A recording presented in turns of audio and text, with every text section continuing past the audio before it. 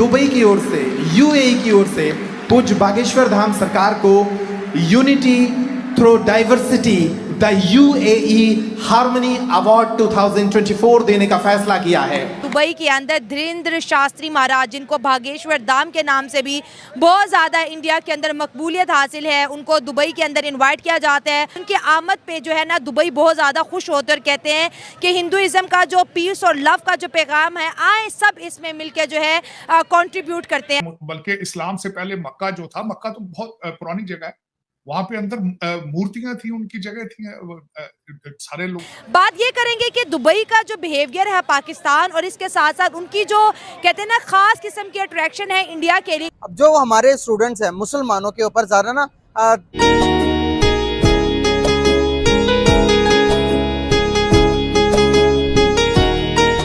धीरेन्द्र शास्त्री महाराज, जिनको बागेश्वर धाम के नाम से भी बहुत ज्यादा इंडिया के अंदर मकबूलियत हासिल है, उनको दुबई के अंदर इनवाइट किया जाता है और उनको रिसीव करने के लिए शेख फैमिली से डॉक्टर अबू अब्दुल्ला भाई उधर भाई एक सनातन शेख आगे पीछे घूम रहे हैं रोल्स रॉयस के काफिलों में। समझता हूँ अगर ये लोग जा रहे हैं तो फिर तो जहालत। उन्होंने इतना आला वेलकम किया क्योंकि वो ये कभी भी हमने नहीं देखा कि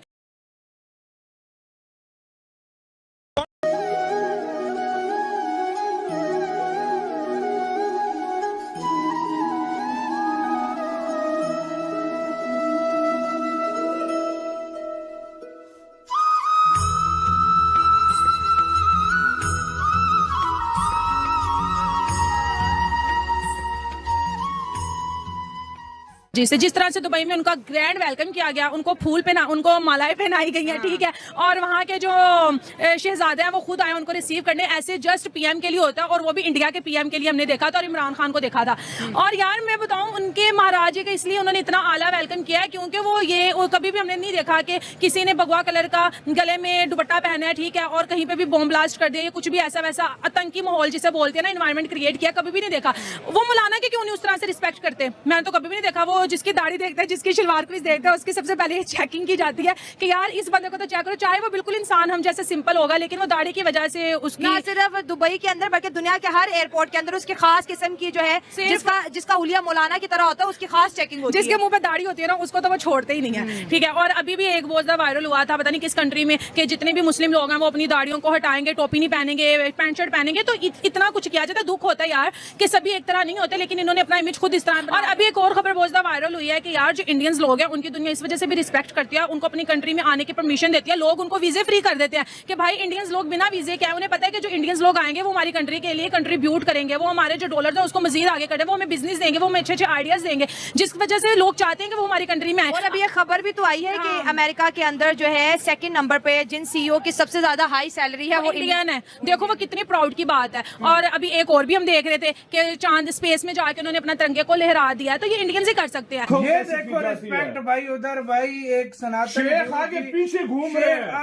घूम रहे हैं रोल्स रॉयस के काफिलों में लेकर जा रहे हैं और भाई साहब आगे पीछे वो मतलब फुल प्रोटोकॉल, गार्ड्स अलग, शेख अलग भाई साहब और लोग। यार बागेश्वर धाम सरकार के मैंने काफी सारी वीडियोस देखी हैं जिसमें अगले को दिल में बात होती है, मतलब ये बता देते हैं तुम्हें क्या प्रॉब्लम यार भाई। लेकिन यार रिपोर्टर क्या, मुस्लिम क्या, हर धर्म के लोग जाते हैं। है तो हिंदू गुरु ना भाई। देखो एक मुस्लिम मेजोरिटी जिसमें मतलब मुस्लिम मेजोरिटी मतलब एक वो है उस जगह पे इस तरह का बहुत बड़ी बात है, बहुत बड़ी बात होती है।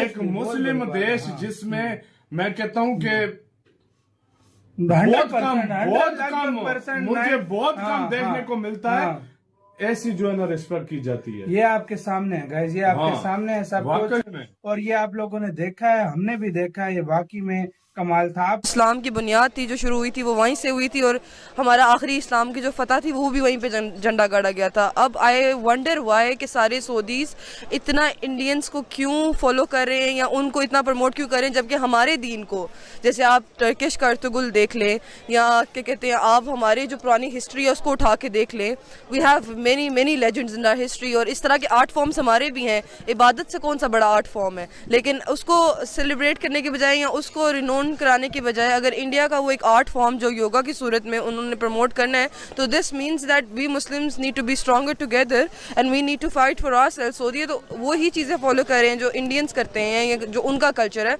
हमारा कल्चर इज पोलर ऑपोजिट उस चीज़ से। लेकिन anyway I still support yoga because I think it's a very good art, what do you call it, a very good exercise for your mind, body, soul and everything.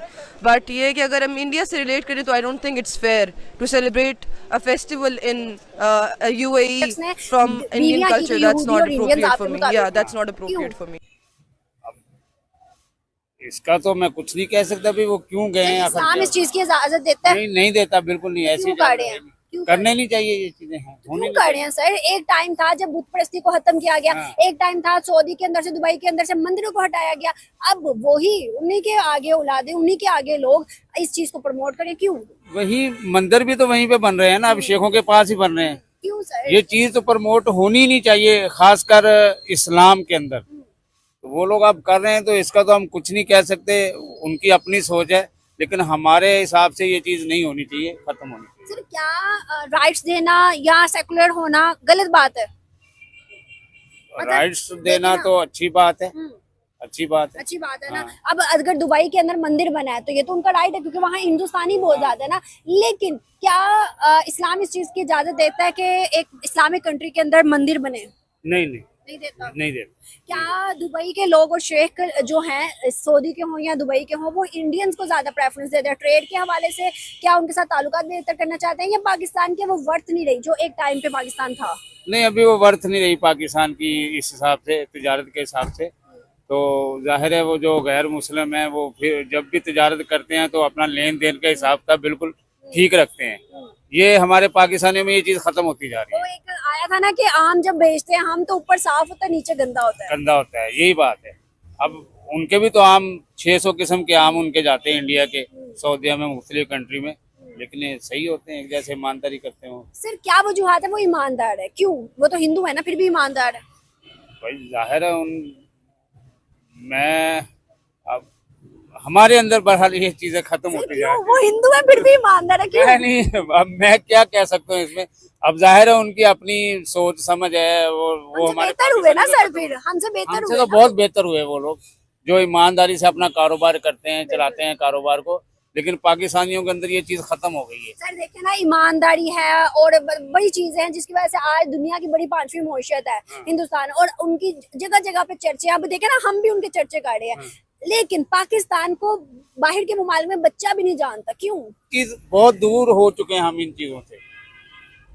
अब ये देखें कि अगर आप खाली एक कोई जोहर की नमाज का ले लें, पूरी मार्केट में घूम रहे होते हैं लोग, मस्जिद में चंद लोग होते हैं, तो जाहिर है जिसने अपनी इबादत करनी है उसको खुद सोच समझ होनी चाहिए कि यार किस तरफ जा रहा है पाकिस्तान। बस ये बर्बादी की तरफ ही जा रहा है, इसका अभी कोई परेशानी हाल नहीं है। क्या हमें हिंदुस्तान से हाथ मिलाना नहीं चाहिए, दोस्ती कर लेनी चाहिए? जिस तरह के सिनेरियोस चल रहे हैं, अगर ट्रेड होगी बॉर्डर टू बॉर्डर तो बहुत ज्यादा रिलीफ मिलेगा पाकिस्तान को। फेयर होकर ट्रेड करनी चाहिए, कारोबार होना चाहिए। बिल्कुल सही। दूसरे मुल्कों के साथ कारोबार होगा तो हमारी मैशियत अपने पैरों पे खड़ी होगी, वरना अकेले नहीं हम खड़े हो सकते।